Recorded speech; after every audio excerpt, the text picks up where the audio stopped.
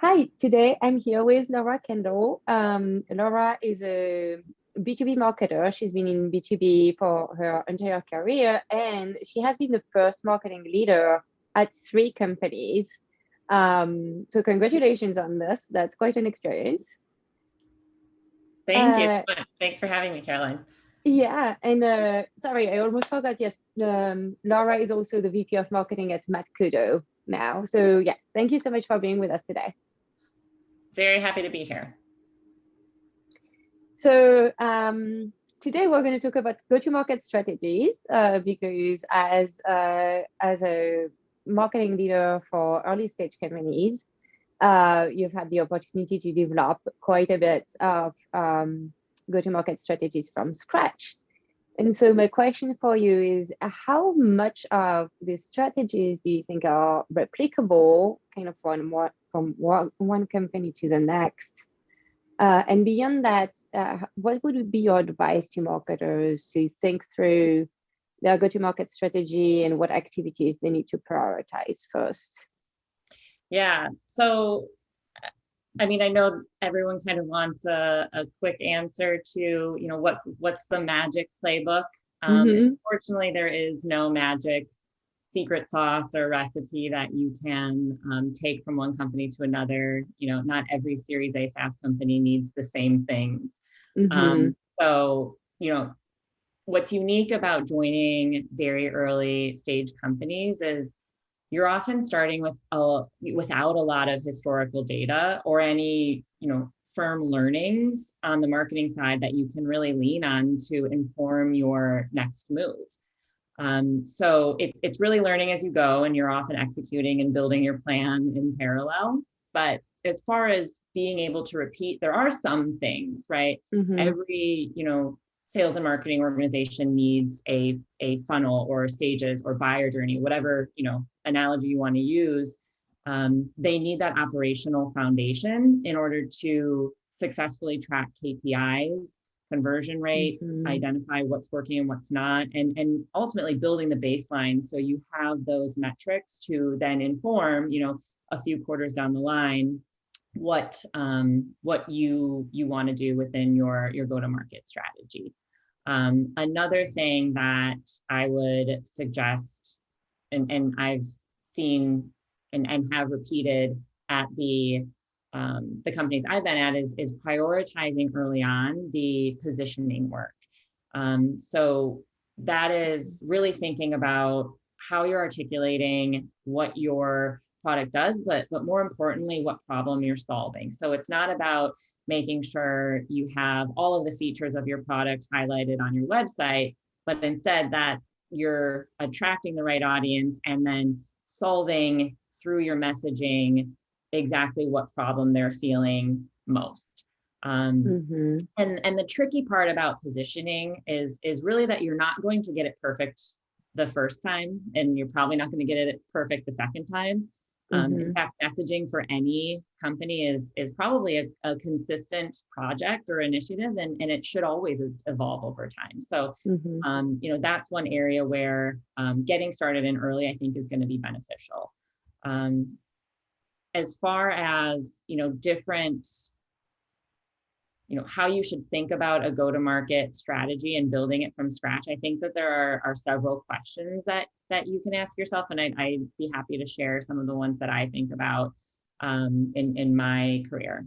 Yeah, I think that'd be great. But before we go into this, I want to go back to the positioning and how important it is to really get it right. And there are plenty of resources out there that will talk of this in more depth, but launching into demand gen before the positioning is right and before you're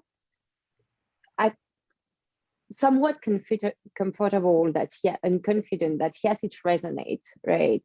Then you can end up wasting a lot of money on your demand gen initiatives if your positioning is not right. Right. Yeah. They're very much tied. They're hand in hand, and really the positioning from a company perspective is quite important. It starts with the founding team, it trickles down to the leadership team, it expands and permeates in all departments. How you think about, hiring your next great or the top talent. How are you positioning the company for that?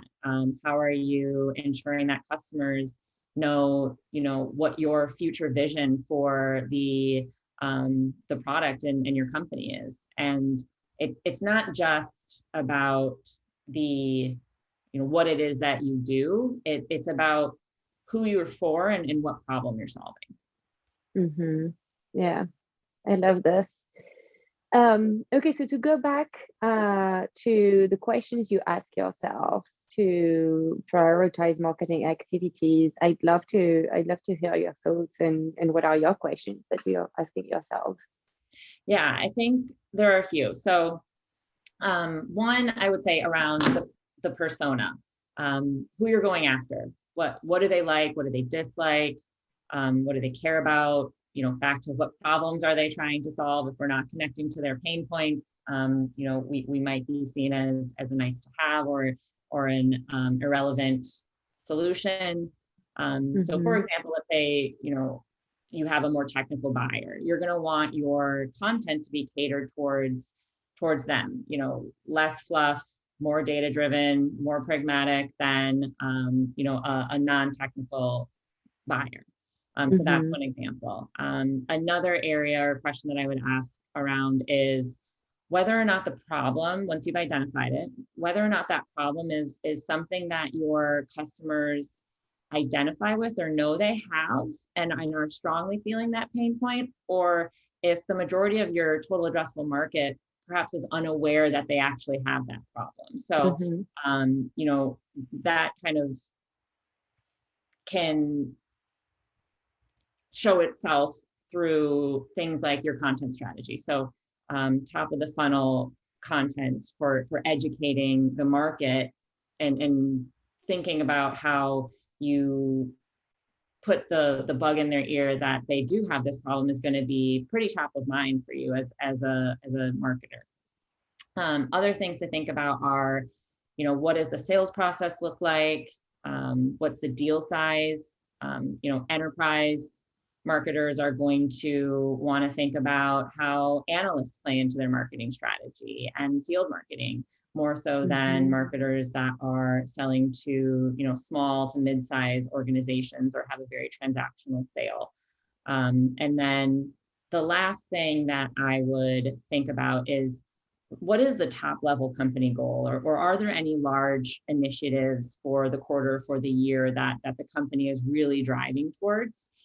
Because with minimal marketing resources, when you join an early stage company, you want to make sure that what you're doing actually aligns with that. Because if you go out and start building something that the company might need 2 years or 3 years down the road, it's great to be that forward looking, but you might be wasting some precious resources and time and have to backpedal. So, for example, if I'm spending my time building a community hub on our website and a place for all of our customers to engage with each other, and I do this before I've built out an audience and have run some tests on what forum they're looking for and whether or not this is something that solves a need that they aren't being able to solve through other communities, I might be wasting, like I say, precious time and resources too early. Right. Yeah, that's a really good point. Because sometimes we can have brilliant ideas as marketers that would be like really fun and that eventually people might really enjoy. But is that the best thing to do right now? Probably not. So thinking about impact, like in the next, what is going to have the maximum impact in the minimum amount of time? It's kind of the question I always go after. Right. But in the same breath, you have to balance, what is the short-term approach versus the long-term. Like there's certainly a balance in terms of your marketing strategy that you have to think about. We've got to deliver, leads to sales. We need to drive pipeline growth. We need to impact the bottom line, which is revenue for the company. But there are long-term plays that if you didn't start thinking about early on, you'd be doing a disservice to the organization by only focusing on the short term. Right. And, I think you talked about positioning and vision, and then making sure that people understand where your company is going as part of your messaging. And this is usually not driving a lot of necessarily like revenue, like right away, right? But it does help with positioning you in the market. It does help with fundraising. It helps with valuation, and like being part of that narrative is really important, and not something that we can just totally overlook as marketers either.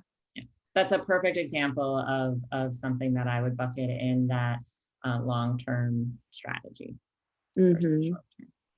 Right. Well, that was fantastic, Laura. It's definitely past my usual 10 minutes, but I really enjoyed it. So thank you so much for coming here today and sharing all your insights with us. Thank you so much for having me. I appreciate it.